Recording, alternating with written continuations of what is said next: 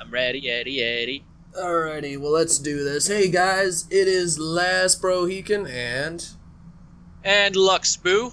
we are coming at you hot and fresh with another video discussion on nothing else, none other than Age of Empires 4. Fuck yeah. Sweet, sweet Age of Empires 4. As me and Luxboo were talking before, this was something that, be careful what you wish for when you're talking to Billy Gates, because he may just grant it.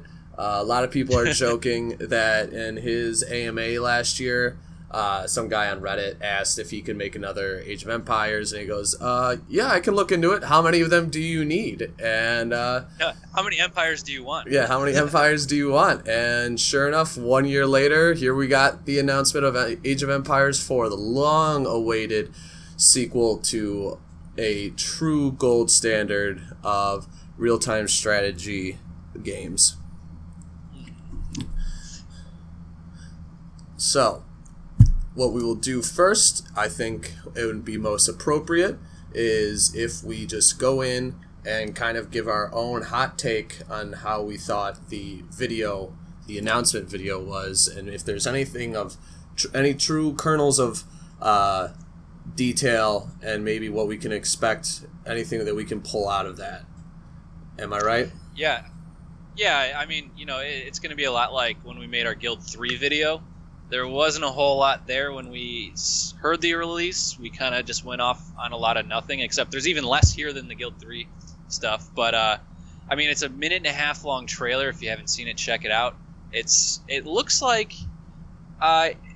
I kind of got a feel from, like, Civilization. I mean, obviously, Age of Empires, you're going through the ages and everything, but it seems like there's going to be a lot of different nations that you can play as, much like the previous Age of Empires, but hopefully more than previously. And you're just going to try and do your best to conquer the ages, as you're supposed to do. Yeah, for me at least, what I saw from the video was not so much about the different people that were characterized, but the different ages it moved the video through. Yeah, that was something that I took great note of. Was that it first started off with you could almost say the classical period of the Greek Empire, and those were definitely hoplites, and that was Greek armor that they were wearing at the beginning. Then it moved right to the Romans. Then it moved to what it looked to be maybe like Crusades, and then like the discovery and conquest of Americas. Then there was some pictures of what it looked like to be like the Revolutionary War, and then feudal Japan.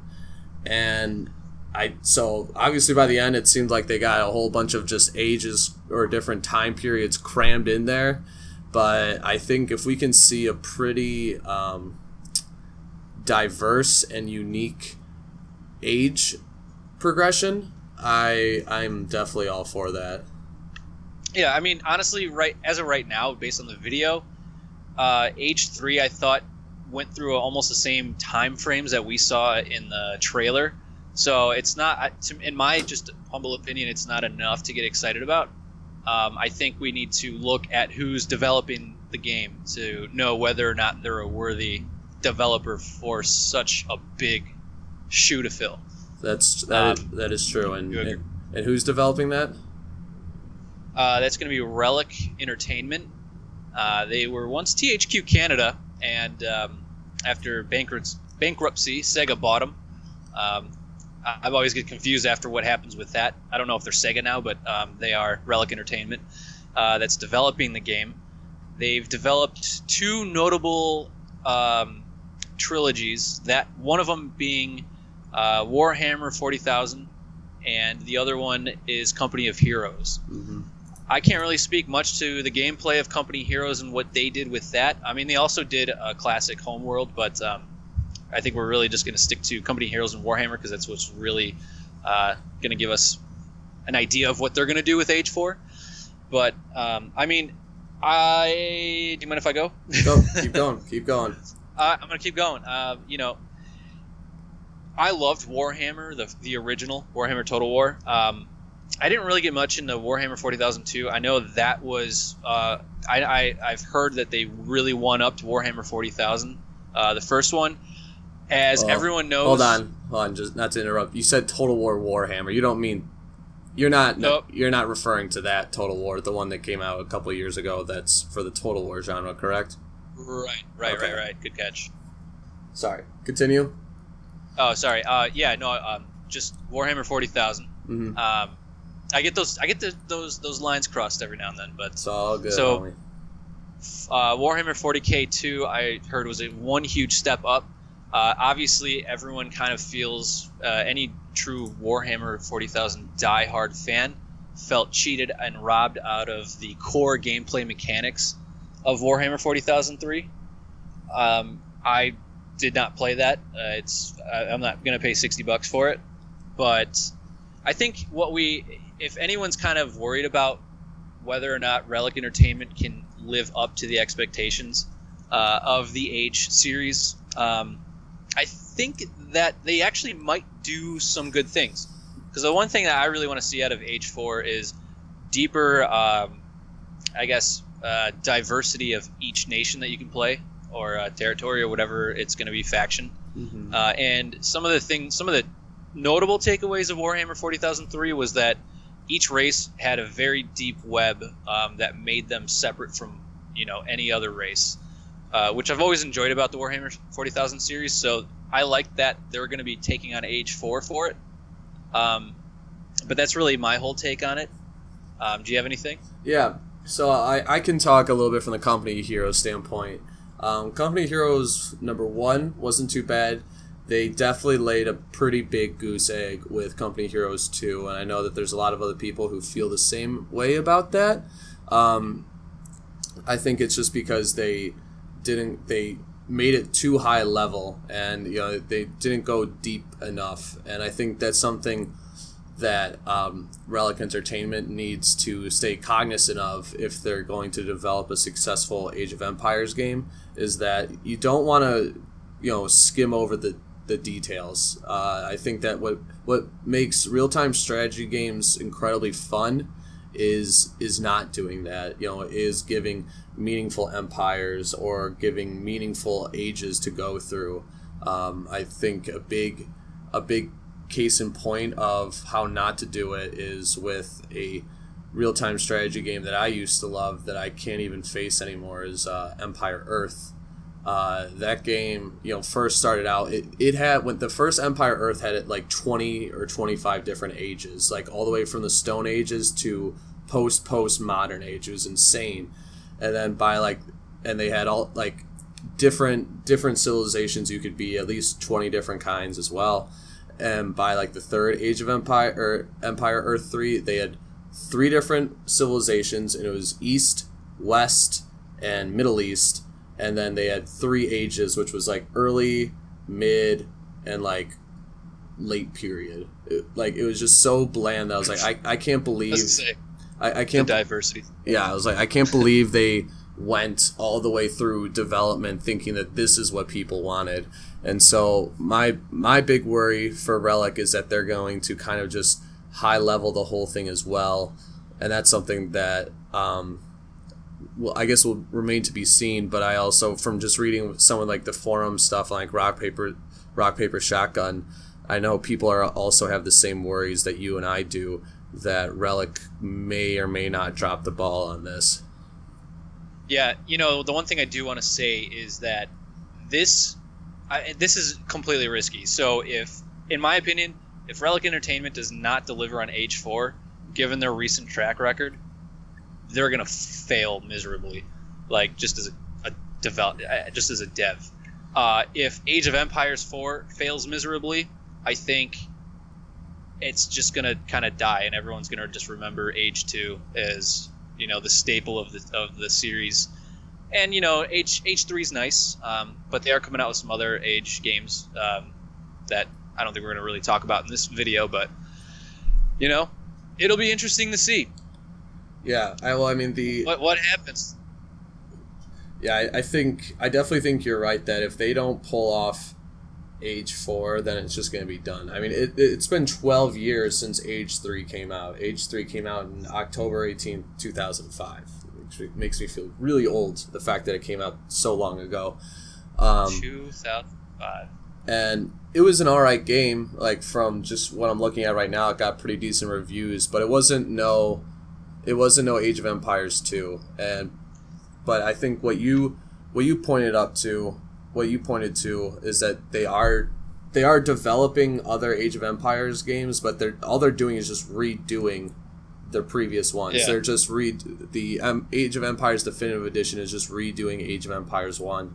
Obviously, Age of Empires HD is the same thing. So they've both been met with, Age of Empires HD has been met with a ton of success. So I mean, I would hope that Relic can, just look at, Age of Empires 2 and be like, this is a game that's over almost 20 years old now, but people are still coming back to a reskinned version of it. What is so great about this game that we can take away from it and put into our own game of Age of Empires 4? And I think they definitely have, a heavy cross to bear in terms of developing this game, but it's not like there's no rubric. They have a great example, two great examples, because Age of Empires 1 was also a solid game. That they can just draw from those and be like, okay, what are the great things that we see here that we can bring to ours? And I think that if they even just stick to that simple concept, they can't mess it up that bad if they do that. I mean, the only way you can mess it up is, in my opinion, Age 3 had huge shoes to fill when it was released. They kind of went away from some of the core mechanics of Age 2 in the first Age, and I think it should speak volumes to Relic Entertainment that you have the definitive edition coming out for the first Age of Empires. You've got HD, and expansions are being created for that game that people are buying. If you try to go way too far and deviate from the core mechanics of Age 2, and you fail to expand on that and just try to throw in your own, secret recipe, without really making, the previous versions, just kind of improving on that, and maybe bringing in a little more depth to the game, you got to be really fucking stupid, honestly, to just mess up Age 4.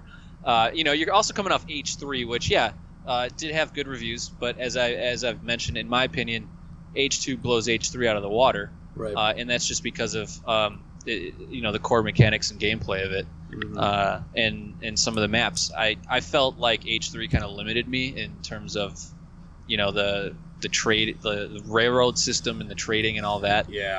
Totally. And if they do that, I think they should just not do that. But if they do that, I think Age 4 is going to take a hit.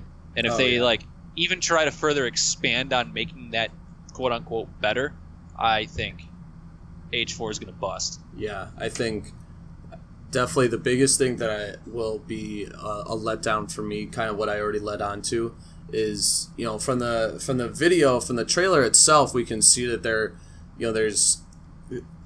they move through human history, going through a lot of different ages, and I think Age 3, the first age you start in is roughly when the settlers first come to America, and the last age is a little bit, I remember them saying it's meant to be a little right before the Civil War.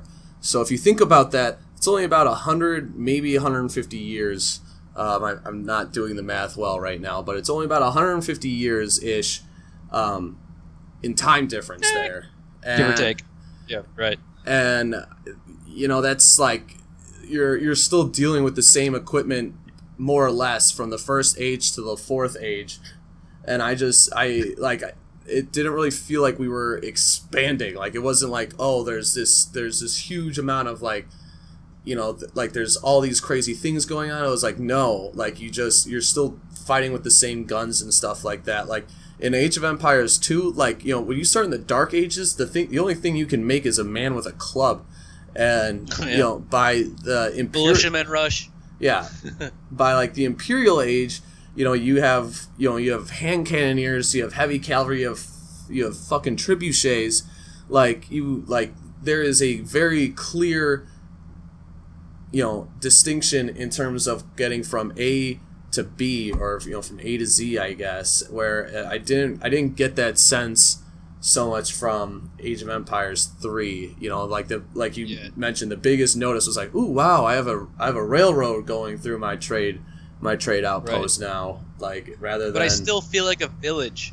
Yeah, it was not anything that I found too inspiring. I mean, as we were even just talking about, like, I was totally, if Age of Empires 3 came out with their own HD edition right now, their own definitive edition, I probably wouldn't buy it. As soon as I figured out that Age of Empires 2 had come out, I bought it nearly immediately.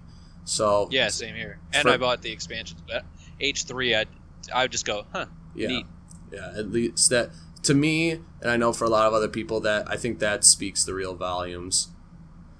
Right, exactly. And, if I think what they need to do to make this game really good, the one RTS game that I can say for a fact, like, I was enamored with is Rise of Nations. And I think that there are a lot of good things in terms of technology and going through the time. It wasn't over-encompassing. It wasn't like, holy fuck, this is overwhelming. It was simple enough to understand, but there was so much depth there. There was so many different things under. I remember, like, when you hit that point where you start, getting oil and making tanks, you still might be fighting, like, hussars from another civilization. You know what I mean? Right. But you also might not be focusing. You still might have, like, I don't know, crossbowmen or some shit. And again, it's not as crazy as that Empire game. What was that called again? Empire Earth. Empire Earth. It's not as crazy as that, but definitely much more expansive than Age of Empires. But Rise of Nations had that H3 feel where you're still limited in terms of where you can collect and gather resources, what you can build. You were limited, and I think that's just really stupid with real-time strategy games. The beauty about Age 2 is you could build whatever the fuck you want, wherever the fuck you want. You could set up little outposts around the map, but H3, you couldn't do that. You had to set up a civilization thing first. Mm-hmm. And the other thing... It was stupid. What are you saying? I was just voicing my opinion. Okay. Go ahead. The other thing that I wasn't a fan of in Age 3 was, like, the pre-game bonus cards. Like, if you played, you got more, like, cards that would give you, like, small bonuses, like, oh, you get an extra cow, or you get, like, extra villager when you start, and things like that. That like, shit was so dumb. I don't know where the hell they got that idea, or where they were going with it. Like, for me, I only want to see bonuses and power-ups with my civilization. To me, that makes sense. Just throwing it in there because you got a neat card makes zero sense to me. Like, I don't want to see that, especially in this day and age where we see all these stupid, like, pay-to-play, like, you need to buy this if you want to unlock it to use in your game sort of thing. Like, that would be a really deep, dark road to go down, especially on a platform like Steam. Right. And bring it into a real-time strategy, which a lot of smaller developers have kind of done with some of the games that I've played. Mm-hmm. That whole thing is the money grabbing and shit. It really ruins genres without a doubt. The last thing I wanted to mention was actually going back to Rise of Nations. There is one game mode I would love to see in Age 4. Do you know what that is? I know exactly where you're going with this. The Risk. Yep. The Risk style game. Like, I tried to get... I actually booted up Rise of Nations last week just to play it, but I was like, I don't know. That takes a lot of time. I left the game. I know. I was like, it's... And I would do that with Age 4 if they made it a good game. Mm-hmm. I agree. They should really take into consideration all the things that Age 2 HD did, where you got team bonuses, civilization bonuses, yada yada yada, and play on the counters. I really hope I don't see, because I know Warhammer 40,000, they had like terrain bonuses and stuff. H3 may have had that. I really hope I don't see that, just to kind of keep like fighting a little more simple, because I mean, if you're dealing with a battle of 300 people in Age 2, if you have 300 people fighting each other, that's a fucking massive battle. Last thing I want to do is figure out terrain and stuff like that. But also could curve the skill level if you do online play. True. Which I'm not really all for, but I mean, yeah. No, go. Nah, that's all I got. Okay. Yeah. The only thing I would say that I would like to see that they could maybe pull from Company of Heroes or Age of Warhammer? Nations or Warhammer or what was the other one you were just talking Rise about? of Nations? Rise of Nations, not Age of Nations. Is when you create one unit, you actually get like 3 or 4, like they're just there in a little group. I just like that because it makes the battles seem way more crazy when you just have like hundreds of guys duking it out with one another. I always had a gas when there's a few more guys tacked on than what you actually a little squad. They're like squads of guys. I always like that. Not a big deal if they don't have it, but that's just something I thought was cool. I mean, I feel like they would have it. Age 3 kind of had something like that too, where it didn't spawn one unit like Age does, which, in my opinion, is like the only kind of thing I don't really like about Age, because when you're spawning one unit at a time, it kind of gets a little counterintuitive and time-consuming to build a large army. Mm-hmm. And if you have people invading, you're building one fucking unit at a time. But at least you had like a little band of people. Right. So I think, I know where you're going with that. Yeah. Well, that's about all I had for what I'm hoping to see and all that sweet jazz. You got anything more? I'm trying to see. I don't think so. All right. Not at this time. All right. Actually, one more thing. I gotta say this. I really wanted to sign up for closed beta. I find it bullshit. I need an Xbox Live account to sign up for it. Really? Just throwing that out there. You have to have an Xbox Live account for Age of Empires 4? To sign up for the closed beta. You can sign up for the newsletter and shit, but to sign up as an quote-unquote insider, you need an Xbox Live account and an Outlook account tied to it or something. That is for shame. So dumb. For shame. So dumb. Microsoft, for shame. I didn't know that. If I was Relic Entertainment, I'd be like, nope, I don't want to do it. You gotta let that shit be free and open, Microsoft. Right. Get your grips off it. Well, Billy Gates, you giveth and you taketh away. I can't say I'm happy about that, but I also have to respect the player, and I'll just hate on the game. So, Yep. But yep, that's all I got for sure. Alrighty. Well, that's all we got, guys. Thank you so much for watching. This has been a real treat. I know me and Luxboo have been incredibly excited to talk about this, and we hope you guys enjoyed it just as much as we did. So, as always, Happy gaming, gamers!